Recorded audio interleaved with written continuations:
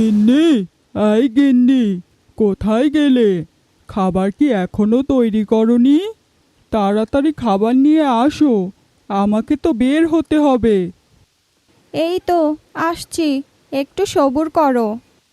উফ, এই গিন্নিটারে নিয়ে আর পারি না, সব কিছুতেই দেরি করে। ধুর। এই নাও তোমার খাবার। একটু দেরি হলে আর সহ্য হয় না, তাই না? আরে গিন্নি, তুমি রাগ করো না, তুমি তো জানো আমাকে যে কাজে যেতে হবে। এই বৃষ্টির মধ্যে কাজে না গেলে হয় না? গিন্নি, বৃষ্টির জন্য দুদিন ধরেই কাজে যেতে পারছি না, আর আজকেও যদি না যাই তাহলে কি খাবো বলো? আমাদের মতো গরিবদের কপালে তো শান্তি নেই। ঝড় হোক বৃষ্টি হোক, যাই হোক, আমাদের তো কাজ করেই খেতে হয়। হ্যাঁ গো, তুমি ঠিকই বলেছ। গরিবের জন্য ঝড় বৃষ্টি কিছুই না। সব পরিস্থিতিতেই কাজ করতে তো যেতেই হবে, না হলে যে পেটে ভাত জুটবে না। তবে শোনো, তুমি যে এত কাল ধরে মোড়ল মশাইয়ের ওখানে কাজ করছো, মোড়ল মশাই তো তোমাকে সেইভাবে মজুরিও দিচ্ছে না। তাকে আজকে বলো বেতনটা যেন একটু বাড়িয়ে দেয়। ঠিক আছে গিন্নি, আজকে আবার বলে দেখব। যদিও এর আগে অনেকবারই বলেছি, কিন্তু আমার কোনো কথার গুরুত্বই দিচ্ছে না। তবু আজকে আবারও বলে দেখব। ঠিক আছে, আজকে আবার একটু বলে দেখো। দিন দিন জিনিসপত্রের যে দাম বাড়ছে, এই মজুরি দিয়ে তো সংসার একেবারে চলছেই না। গিন্নি, আমার খাওয়া হয়ে গেছে, আমি এখন কাজে যাচ্ছি।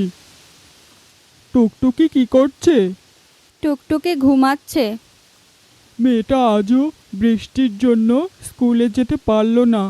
আচ্ছা গিন্নি, আমি যাচ্ছি, তুমি মেয়েটার দিকে খেয়াল রেখো। ঠিক আছে, যাও, সাবধানে যেও। মা, বাবা কোথায়? বাবাকে যে দেখতে পাচ্ছি না। তোর বাবা তো এইমাত্রই কাজে চলে গেল। কি বলো মা? এত ঝড় বৃষ্টি হচ্ছে, চারদিকে পানি আর কাদা। বাবা এমন বৃষ্টিতে কাজে গেল কেন? তুমি তাকে যেতে দিয়েছো কেন?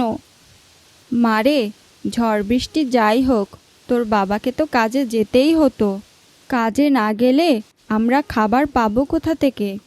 তারপর তো আমাদের না খেয়েই মরে যেতে হবে।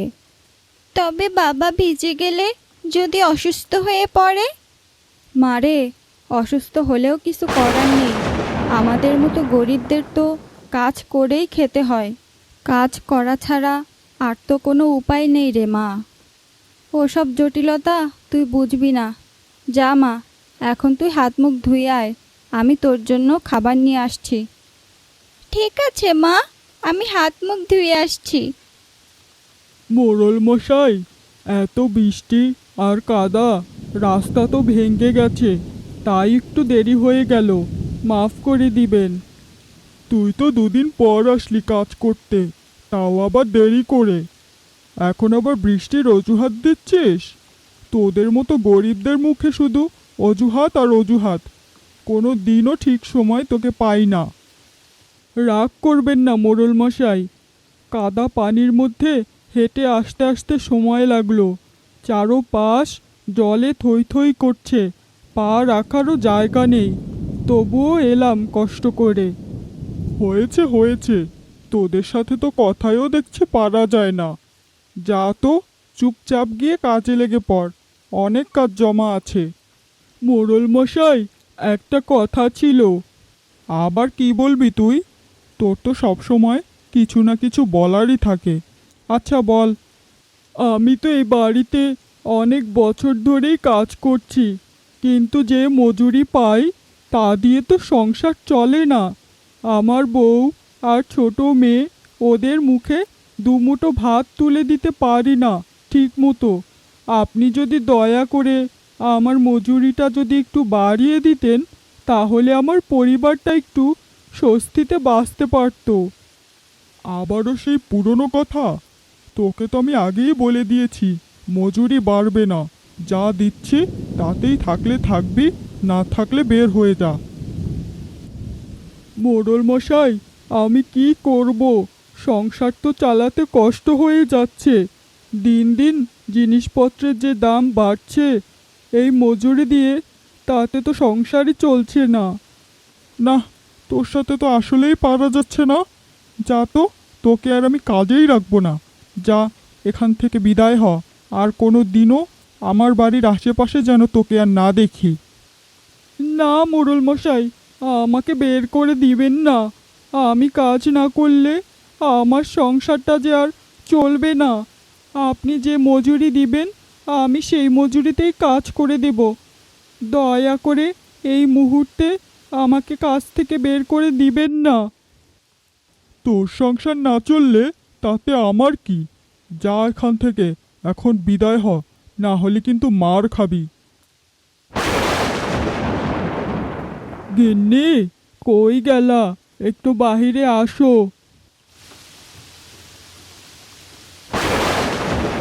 হ্যাঁ গো, আজ এত তাড়াতাড়ি চলে আসলে? এমনিতে তো সন্ধ্যা পর্যন্ত কাজ করো, আজকে এত তাড়াতাড়ি আসলে কেন? হ্যাঁ গো, আজকে ভালো লাগছিল না, তাই তাড়াতাড়ি চলে আসলাম। এই নাও, বৃষ্টির পানিতে কিছু কাঁকড়া পড়ে থাকতে দেখলাম, তাই ওগুলোকে নিয়ে আসছি। দেখো কিছু করা যায় কি না।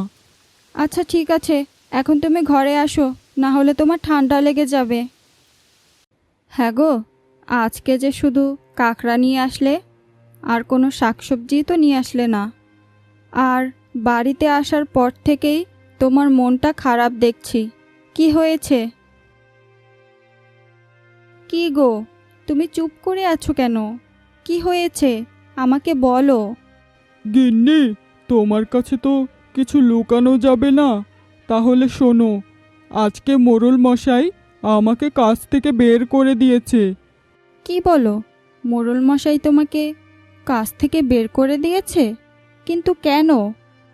আমি শুধু বলেছিলাম মজুরিটা একটু বাড়িয়ে দিতে, আমার সংসার চালাতে কষ্ট হয়ে যাচ্ছে। তারপর? তারপর আর কি হবে গিন্নি, যা হবার তাই হলো। উনি প্রচণ্ড রেগে গিয়ে আমাকে কাজ থেকে বের করে দিল। থাক, তুমি মন খারাপ করো না। বিধাতা যা করে ভালোর জন্যই করে। আর ওখানে কাজ করে যে মজুরি পেতে, তা দিয়ে তো সংসারও চলতো না ঠিকমতো। আর তোমাকে ওখানে অনেক পরিশ্রম করতে হতো, ঠিকমতো মজুরিও দিত না। এখন আর মন খারাপ করো না, বিধাতা কোনো না কোনো একটা ব্যবস্থা ঠিকই করে দিবে। হ্যাঁ গো গিন্নি, তুমি ঠিকই বলেছ। আমি ও নিয়ে আর মন খারাপ করব না। বিধাতা কোনো না কোনো একটা ব্যবস্থা ঠিকই করে দিবে। গিন্নি, আজ তো কাঁকড়া ছাড়া কিছুই আনতে পারলাম না। তাহলে আজকে কি রান্না করবে? আজ কাঁকড়া দিয়ে বিরিয়ানি রান্না করব। কি? কাঁকড়া দিয়ে বিরিয়ানি? কাঁকড়া দিয়ে আবার বিরিয়ানি হয় নাকি? আমি তো আমার জীবনে এই প্রথমই শুনলাম।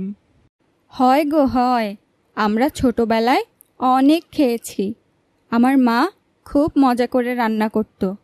আহা, সেই স্বাদ আমি এখনও ভুলতে পারিনি। আমার বাবা তো জেলে ছিল, তাই প্রায় সময়ই মাছের সাথে কাঁকড়া নিয়ে আসতো। গিন্নি, এই গিন্নি, কোথায় গেলা? এদিকে আসো জলদি। আরে এই তো আসছি বাপু। দিন দুনিয়া একেবারে পাগল করে দিচ্ছ। কি হয়েছে আবার? এই দেখো, কাঁকড়া নিয়ে আসছি। আজকে কিন্তু কাঁকড়াগুলো ঘষে মেজে ভালো মতো পরিষ্কার করে কাঁকড়ার বিরিয়ানি রান্না করবে। ও, এই নাকি কথা? বাবু কাকড়া নিয়ে এসেছে। এ তো নতুন কিছু না গো। তুমি তো দুদিন পর পরই কোত্থেকে কাকড়া নিয়ে আসো, আর আমাকে বলো কাকড়ার বিরিয়ানি রান্না করতে। একদিন একটু শখ করে রান্না করে খাইয়েছিলাম, তারপর যে স্বাদ তুমি পেয়েছো, আর তো আমার পিছুই ছাড়ছো না। দুদিন পর পরই কাকড়া নিয়ে আসো, আর আমাকে বলো বিরিয়ানি রান্না করে দিতে। আরে গিন্নি, তোমার হাতের রান্না যে স্বাদ, দুদিন পর পরই তো খেতে ইচ্ছে করে। আর তুমি যেভাবে কাঁকড়ার বিরিয়ানিটা রান্না করো, আহা, অমৃত। হয়েছে হয়েছে, তোমাকে আর প্রশংসা করতে হবে না। কাকড়া যেহেতু এনেছো, তোমাকে তো রান্না করেই দিতে হবে। গিন্নি, তোমারই তো প্রশংসা করব, তুমি যে আমার একমাত্র গিন্নি।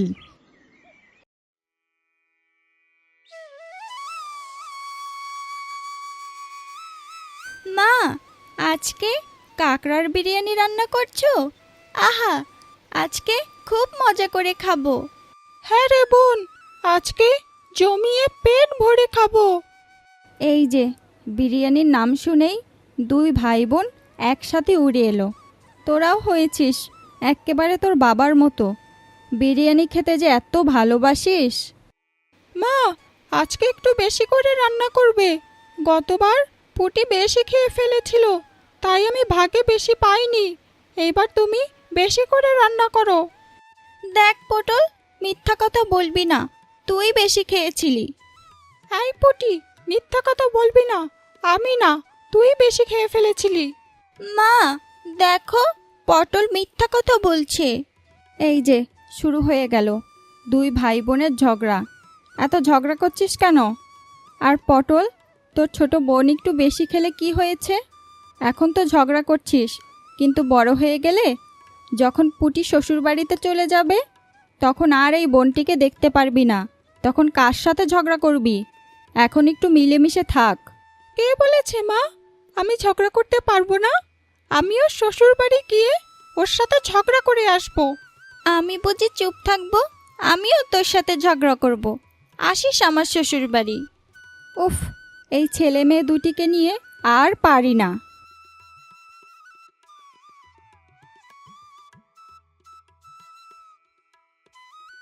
আহা গিন্নি, কি সুন্দর সুবাস বের হচ্ছে রান্না থেকে। আজকের রান্নাটাও এক্কেবারে রাজকীয় হয়েছে বুঝি। হয়েছে হয়েছে, তোমার আর প্রশংসা করতে হবে না। আগে খেয়ে দেখো, তারপর না হয় প্রশংসা করো। আরে গিন্নি, যে সুবাস বের হচ্ছে রান্না থেকে, তা তো দেখেই বোঝা যাচ্ছে এক্কেবারে অমৃত হয়েছে। তাই প্রশংসা না করে থাকতে পারছি না। আজকের খাবারটাও এক্কেবারে জমিয়ে খাবো। তুমিও না এত প্রশংসা করতে পারো। দাঁড়া পটল, খাবি না? দেখি তো, তোর প্লেটে বেশি পড়েছে নাকি আমার প্লেটে বেশি পড়েছে। এই, এখন আবার দুইজন মিলে ঝগড়া করবি না। সমান সমানই দিয়েছি, তাড়াতাড়ি খেয়ে নে। আহা, সত্যি কাঁকড়া দিয়ে বিরিয়ানি যে এমন স্বাদ হয় তা আগে কখনো কল্পনাই করিনি। গিন্নি, তোমার হাতের রান্না মানেই তো এক্কেবারে স্বর্গের স্বাদ। মা, দারুণ হয়েছে বিরিয়ানি। এক্কেবারে তোমার হাতের সেরা বিরিয়ানি। সত্যি মা, বিরিয়ানিটা খুব মজা হয়েছে। আমি তো আরও এক প্লেট খাবো। এখন তোমরা খুশি হয়েছো তো সবাই? তোমরা খুশি থাকলেই আমার রান্না সার্থক। সত্যি ছোটবেলার দিনগুলো কতটাই না সুন্দর ছিল। আজ একটা যুগ হয়ে গেল, পরিবারের কারোর সঙ্গেই আর দেখা হয় না, আর কথাও হয় না। গিন্নি, আজ তুমি আমার জন্যই তোমার পরিবার থেকে বিচ্ছিন্ন হয়ে গেলে। আমি যদি সেদিন তোমাকে পালিয়ে নিয়ে বিয়ে না করতাম, তাহলে হয়তো আজ তোমার সঙ্গে তোমার পরিবারের যোগাযোগ থাকতো। যোগাযোগ করার তো কম চেষ্টা করিনি গো। আমাদের বাড়িটা ছিল নদীর ধারে। নদী ভাঙ্গনে বাড়িটা নদীতে ভেসে গেল। তারপর থেকে বাবা মা আর ভাইয়ের কোনো খোঁজই পাইনি। তারা বেঁচে আছে নাকি মরে গেছে তাও জানি না। ওদের কথা মনে পড়লেই আমার বুকটা কেমন করে জানি কেঁপে ওঠে। গিন্নি, তুমি মন খারাপ করো না, সবই বিধাতার ইচ্ছে। তুমি বরং যাও, কাঁকড়া দিয়ে বিরিয়ানি রান্না করো। তুমি যে এত সুন্দর গল্প বললে, আমার যে আর সহ্য হচ্ছে না। তাড়াতাড়ি গিয়ে রান্না করো, আমিও আজকে জমিয়ে খাবো। ঠিক আছে গো, যাচ্ছি। আজকে মায়ের মতো করে বিরিয়ানি রান্না করব।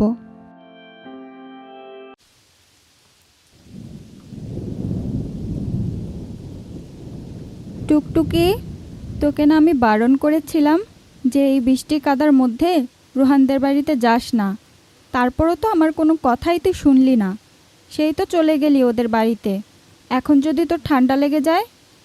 আহা গিন্নি, থাক, আজকে আর মেয়েটিকে বকাবকি করো না।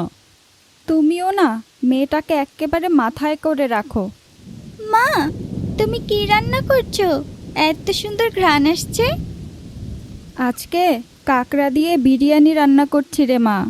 ও মা, কাকড়া দিয়ে বিরিয়ানি? আমি তো এই প্রথম শুনছি। কাকড়া দিয়ে বিরিয়ানিও হয় নাকি মা? হ্যাঁ রে মা, কাকড়া দিয়ে বিরিয়ানি হয় তো। এই যে তোর মা কি সুন্দর করে রান্না করছে। হ্যাঁ গো, রান্না কি এখনো হয়নি? কি সুন্দর সুবাস বের হচ্ছে। আমার যে আর তর সইছে না। এত সুন্দর আবহাওয়া আর তোমার হাতের কাকড়ার বিরিয়ানি একেবারে অসাধারণ হবে। আর কতক্ষণ লাগবে? এই তো হয়ে গেছে, আর একটু সবুর করো। কি গো, কাকড়ার বিরিয়ানিটা কেমন হয়েছে? আহা গিন্নি, বিরিয়ানিটা একেবারে অসাধারণ হয়েছে।